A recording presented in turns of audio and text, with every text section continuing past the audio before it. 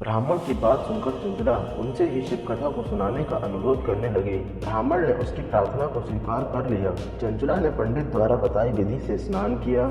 जटा वल्कल्य वस्त्र धारण करके, शरीर पर भस्म लगाकर, रुद्राक्ष की माला धारण करके एवं जितेंद्रिय होकर शिव पुराण को सुनने लगी। इस प्रकार शिव जी के ध्यान में मग्न होकर चंचला ने समय आने पर शरीर त्याग दिया और शिवलोक में पहुंचकर उमा सहित भगवान शिव के साक्षात दर्शन किए। उसकी श्रद्धा भक्ति को देखकर पार्वती ने उसे सदैव के लिए अपना सामिप्य प्रदान किया। सोनाक्षी ने सूत जी से प्रार्थना की कि चंचला का आगे का वृतांत बताने की कृपा करें। सूत जी ने कहा, हे मुनिश्रेष्ठ, चंचला ने अपनी निश्चय भक्ति द्वारा भगवती पार्वती का सानिध्य प्राप्त कर लिया। एक दिन चंचला ने भगवती पार्वती से अपने पति के संबंध में जिज्ञासा प्रकट की तो भगवती पार्वती ने उसे बताया कि बिंदु नरक की अनेक यात्रा भोगने के बाद इस समय पिशाच योनि में कष्टप्रद जीवन व्यतीत कर रहा है।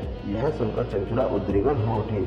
वह भगवती पार्वती से अनुनय विनय करके उनसे अपने पति के उद्धार की याचना करने लगी। इस पर भगवती पार्वती ने तुम्बरु गंधर्व को बुलाकर उसे विंध्याचल पर्वत पर जाकर वहां पिशाच योनि में पड़े बिंदु को शिव पुराण सुनाकर इससे उसका उद्धार करने का आदेश दिया। माता पार्वती की आज्ञा को शिरोधार्य कर तुम्बरु विंध्याचल पहुंचा और बिंदु को बलपूर्वक बिठाकर शिव पुराण सुनाने लगा।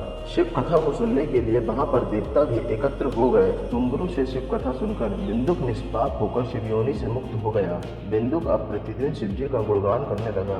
भगवान शंकर ने उसकी अचल भक्ति को देखकर उसे अपना गण बना लिया।